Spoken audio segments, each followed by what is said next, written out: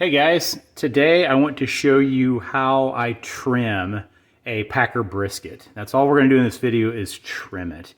And so let's go over the parts of the brisket first off that we're going to be talking about. This is the meat side, which is the bottom of the brisket, and this is the fat side, obviously. So we'll be referring to the meat side and the fat side quite a bit.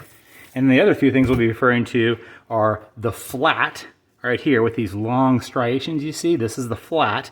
This is where you get those nice sliced briskets that are folded over on a nice big sandwich or a sliced brisket plate. And this over here is the point. So the flat and the point. And you can see the flat kind of sits here and the point sits kind of on top of it. And this point is this well marbled high collagen decal end that people make Kansas City style burn ends out of.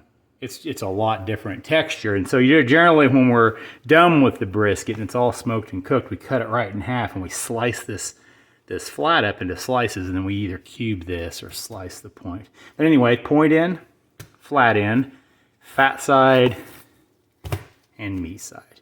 So this is a Packer brisket, which means it comes straight from the processor just like this. This is a right side brisket, and as you can see, they come with all kinds of extra fat, some oxidation on the side here for some of the machinery they use to cut that off. There's a gash right in the middle here, flag ends, little pieces of silver skin. They're a mess. So we got to trim them. I prefer to trim them. That's what we should say here. You don't have to trim these at all. You could throw this on the smoker just like this. But the problem is, whenever you're all done, you're going to cut off these big pieces of fat, unless you're a psycho and just like to eat those. And so you're going to waste all that bark that you've created on the outside of that. So if we cut the fat off now, and anything else that we don't want to eat, and let that bark form on the parts we do want to eat, then when we're done, there's no trim. So anyway, I like to trim it like this. This is how I do it. The first thing we're going to do is on the meat side, and we're going to take off anything. See this gash? That really, really thin part right there? Anything that's thin is going to burn up, and so I take it off. And so you can undo that gash real quick, just like that. Get that gash out of there. And then any blatant hunks of fat. I don't really see any on here. These are very tiny and they'll render out. There's a little bit of this like blue silver skin on here. You could fiddle with it if you wanted, but it doesn't really make that much of a difference. It's gonna soften up just fine in that smoker. So there's not much to do on this end. Sometimes you'll see big globs of fat on here, and that's why I'm showing you this. And obviously over here is this one, so we'll deal with it. So this is the meat side. So let's go ahead and take all these big hunks of fat we can get to off on this meat side. Now kind of keep my knife flat. What I don't want to do is dig down into the brisket and cause a big pocket down in there. I want to just take the fat off where I can get to it without carving down in and gouging down into that brisket. So that's really all we're going to do on this side. There's a little bit extra fat right here. Okay, so that's step one, is to remove all the large pieces of fat from the meat side, like this. Step two for me is to go around the outside of the entire brisket. So you can see here how that's kind of discolored. That's because from the processor right there, whenever they cut it, that oxidized, and I don't know if it's in the tools they use. Sometimes there's steam involved and things like that, but I want that off there. That's just not great to eat. So let's go around the entire outside and just trim that.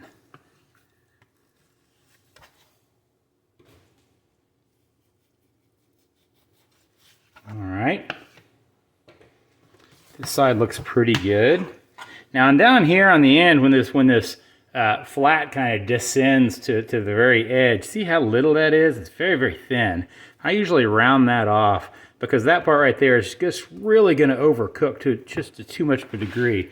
So I like to just make a nice round turn on that and get rid of this guy.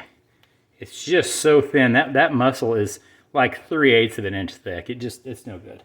So we're not wasting anything at all. Then we have a hard corner here. Anytime we have any of these hard little edges, just round them off. Anything that's really sharp and feathery like that will just burn. So there's those two sides. Come over here. This looks pretty good. Right here's some we can get. And there's some right here. See how bad that looks? It's kind of oxidized looking. Just take it off around the outside, just like this. It's really easy to trim one of these Packer briskets. Get a lot of questions about it. I think it's a daunting thing for someone at first, but like I said, take the big, large pieces of fat that you can get to off the meat side, then go around the entire outside edge and take anything that's oxidized or discolored or non-uniform off. Looks like we are done there. So that's step 2. And then step 3 is the fat side. Here's the fat side, and here's our flat, and here's our point.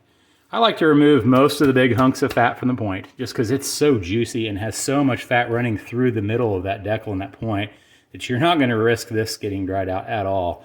But I like to leave a nice blanket of fat over the flat, so whenever you cut that into slices, there's that piece of fat at the top of it for a good mouthfeel. And I like the bark that forms on fat. That's why I always cook fat side up, because I want to take care of the fat and the bark forming on that fat on the top side where it's not touching the grate or sitting in liquid or anything.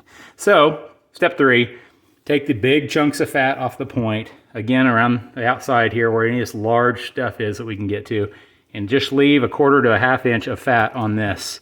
And that looks like it's actually where it is right now, so I'm not going to do any trimming at all over here. Sometimes it's really fat. You kind of have to, shave it down. It helps to get your hand underneath there and kind of cause that like that, and then you can shave it down. But we don't have to today. So about halfway here, this side's the point.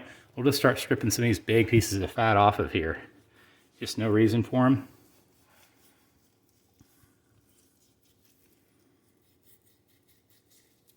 This is a fairly easy brisket to trim today, but there's not really much to it. Just those 3 steps is what I always tell everyone to start out with. And this isn't like a brisket you would enter in a competition. We could go into all kinds of detailed steps and everything on how different people trim their competition briskets, but we're cooking for the backyard here, so we're not worried about that at all. So this is the point end again. I'm taking any really large pieces of fat off. There's a lot of fat on the point end of a USDA choice brisket like this. I just got this one, I think there's my local grocer. It's a normal USDA choice brisket. It's not like a prime or Wagyu or anything like that. I do not cook those. It's just too much money for the difference in quality. I don't see that big of a difference. And I don't do competitions very often at all. When I do, I might get a splurge on a little bit nicer one. So that's feeling pretty good. There's still a little too much fat on there if you ask me. So we're gonna, on the point side again, we're gonna take that on off there.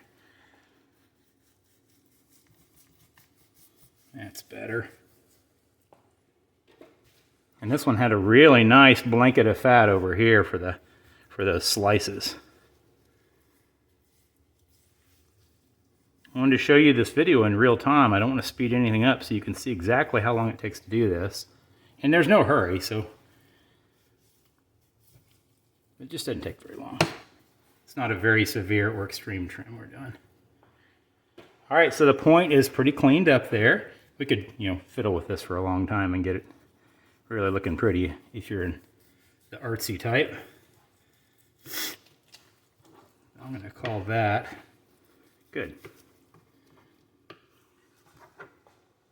All right, now we can kind of go around and feel. When it's really, really hard, you can tell there's a piece of fat there when it's hard because the meat's super soft. So there's see that island of fat there I was missing? I'm going to get that off there. Round it over, just like earlier. But again, we don't want to carve that out of there and cause a big pocket. There's some of those little sharp edges I was talking about. I want to soften those up. Just round them over. They'll just burn up.